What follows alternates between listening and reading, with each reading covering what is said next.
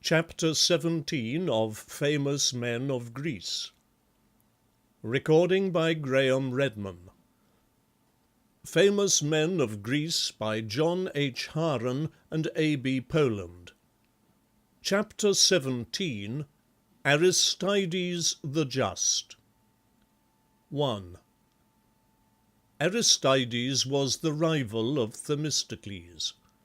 Themistocles was wise and brave, but selfish and fond of money. Aristides too was wise and brave, but he was also so honourable that the Athenians called him the Just. On one occasion he was acting as judge between two men. One of them had spoken unfairly of Aristides, and the other came secretly to Aristides to tell him of it. "My friend," said Aristides, "tell me the wrong the man has done to you, not what he has done to me. It is not my cause that I am to decide, but yours." Aristides opposed many plans that Themistocles wished to carry out, and so at length Themistocles determined to have him banished. There was at Athens a curious way of getting rid of a citizen.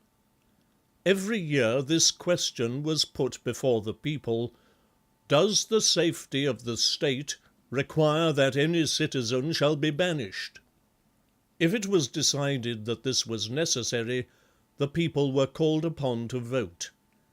No person's name was mentioned, but every citizen wrote on a small earthenware tablet the name of any man whom he thought dangerous to the state.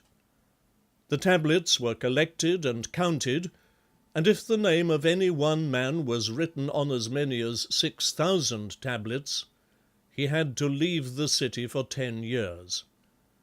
Banishing people in this way was called ostracism. We often use the word today. It comes from a Greek word meaning an earthenware tablet. Themistocles and his friends persuaded many of the Athenians that Aristides was a dangerous citizen. So when a public meeting was being held, the people were asked if they thought any citizen ought to be banished. No one mentioned Aristides' name, but Themistocles' friends said, "Let a vote be taken." While the vote was being cast, a countryman who could not write his own name came up to Aristides and said, "Friend, will you write the name of Aristides for me on this tablet?" "Has Aristides ever wronged you?" asked Aristides gently. "No," said the other, "I have never even seen him, but I am tired of hearing him called the Just." Aristides said no more, but wrote his own name on the tablet. There were enough votes against Aristides to banish him.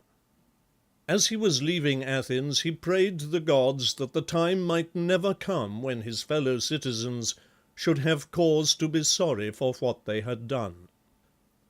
That time came, however.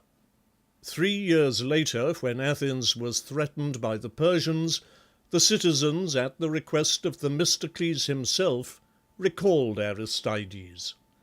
He sailed from his place of exile to the bay of Salamis, and went on board the ship of Themistocles only a few hours before the famous battle.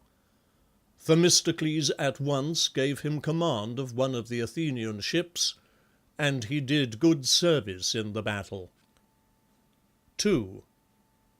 In the spring following the battle of Salamis, Mardonius, the Persian commander who was in Thessaly, tried to bribe the Athenians to become allies of the great king, but they refused his offers with scorn. He then marched to Athens, and the people abandoned the city so that it fell into his hands. The Greeks, however, collected an army of 110,000 men.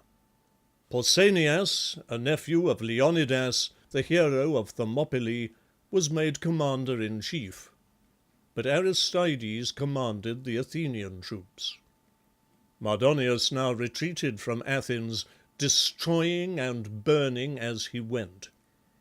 The Greeks followed and overtook him near the city of Plataea, and there they defeated him in one of the decisive battles of the world. Mardonius himself was killed. It took 10 days to divide the spoil and bury the dead. A tenth of the spoil was sent to Delphi and dedicated to Apollo, because the promise of his oracle that the wooden wall would save the city had led to the great victory of Salamis.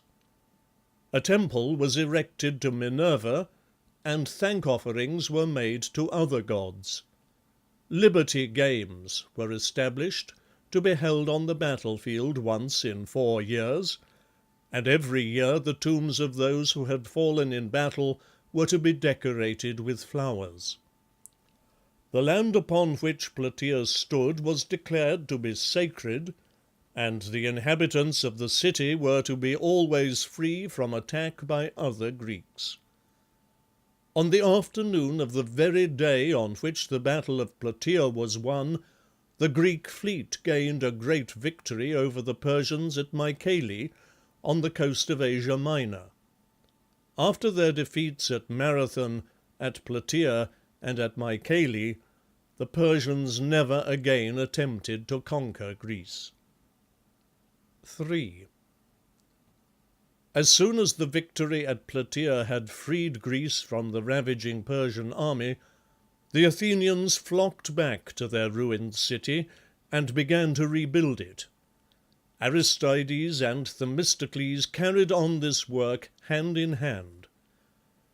It was found that the sacred olive tree on the Acropolis, though burned to the ground, was not killed. From its root had sprung a stout young shoot. This was taken by the citizens as a good omen, and rebuilding of the city went on rapidly. The great seaport called the Piraeus was fortified, and a wall was built round the city. These and other public works required a great outlay of money, and it was needful to put someone whom all the citizens trusted in charge of the fund raised. Aristides was chosen, and enormous sums of money were placed in his hands. He used his office solely for the good of the people, and never became rich. When he died about 468 BC, the whole nation mourned, and he was buried at public expense. End of chapter 17. Aristides the Just. Recording by Graham Redman.